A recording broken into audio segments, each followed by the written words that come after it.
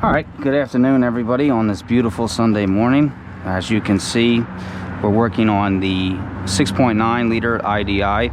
This is on a 1987 Ford F350. This is our work truck here at Shimp's Garage, which I should be able to show you right there.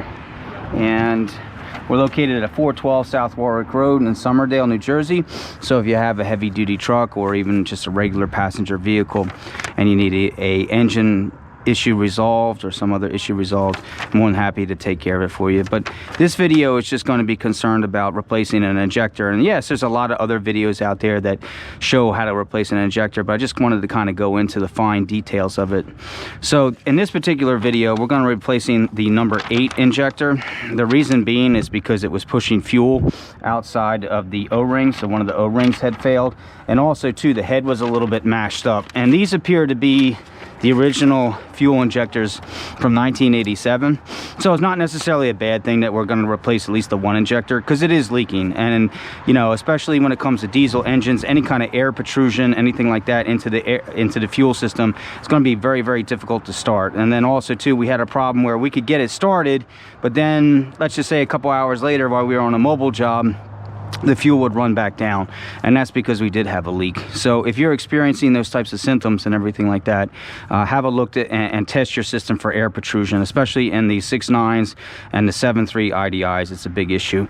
So you have your injector pump here, obviously, and then you have all your lines that come out of it. And like I said, this is the number 8, looking at the diagram. So here's the harmonic balancer, and we're working on that right there.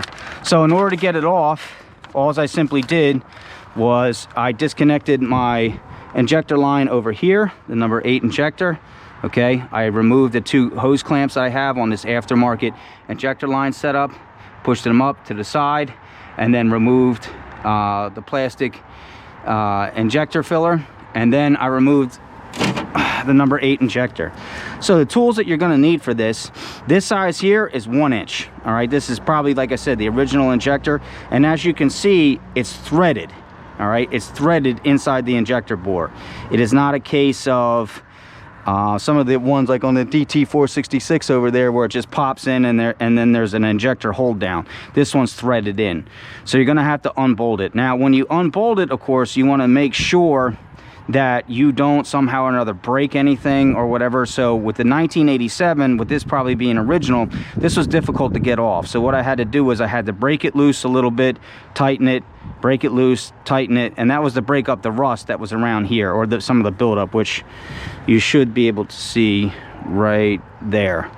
Okay, so the threads weren't completely clean. Now, prior to me pulling the injector, I made sure that I cleaned the area around the injector bore, so this way when I did remove the injector, I was not introducing dirt into the fuel system.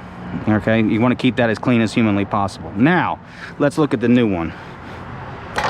So the new one, this is an Eklund, so it looks exactly like the old one. It's still 1 inch here, so that's fine, and it has these protective covers, which obviously you need to remove.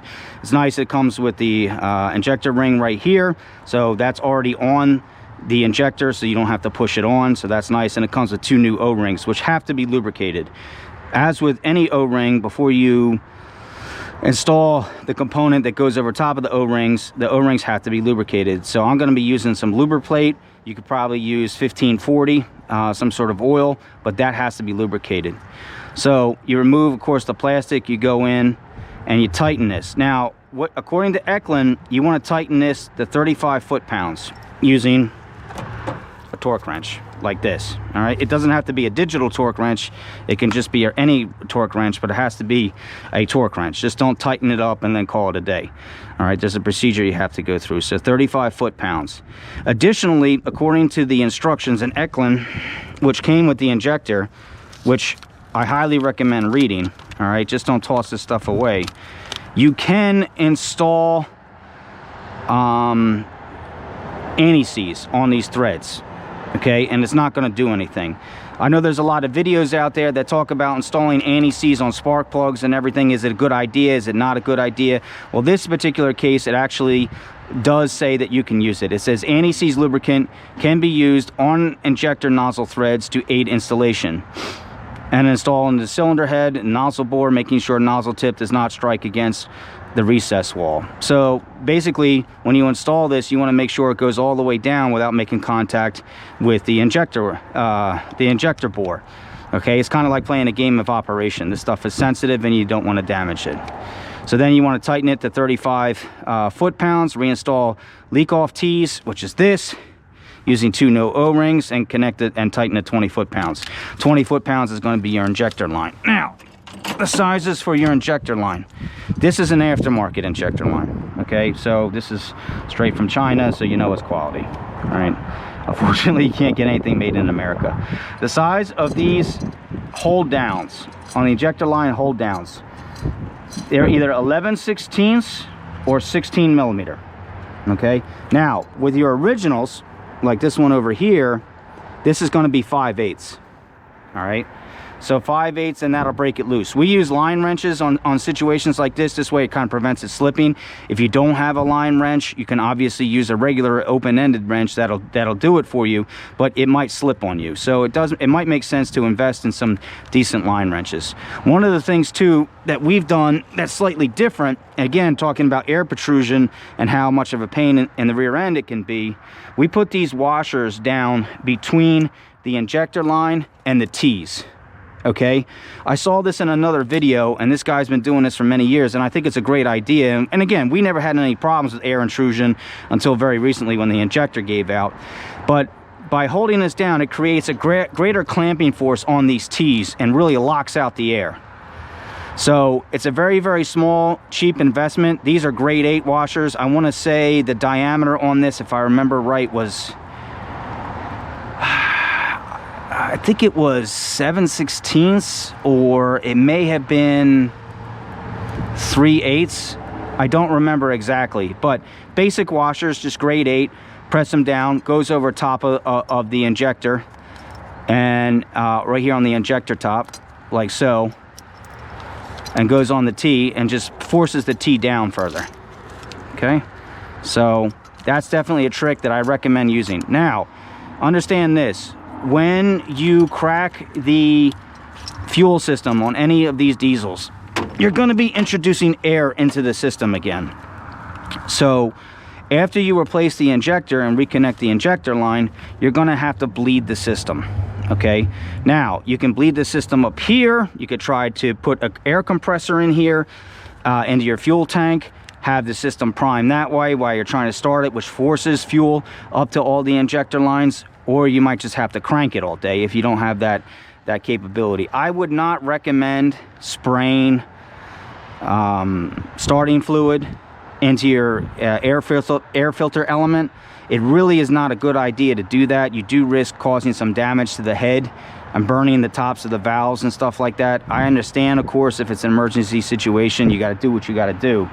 But I would recommend not doing that. I would recommend at just kind of cranking the battery, trying to get the fuel up to the system, up to the injectors, and then leaving these injector lines cracked.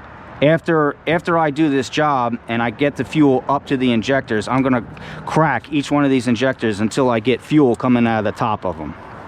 Then I know I got my air out of each one of them. Once I get the thing started, I'm then going to come back around and I'm going to crack these injectors individually. This is how we knew I had a problem with one of the threads on one of my injector lines, was because when we ran out of fuel one time and we couldn't start the vehicle, I cracked each one of the injectors individually and each one of the injector lines individually, and I saw that the number 8 had bubbles coming out of the top of it.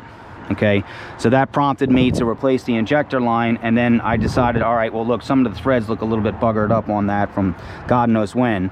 I'm just going to go ahead and replace the injector because it really wasn't that expensive.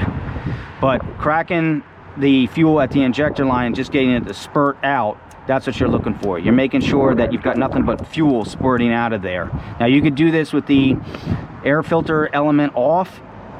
It's not going to cause any harm to the engine.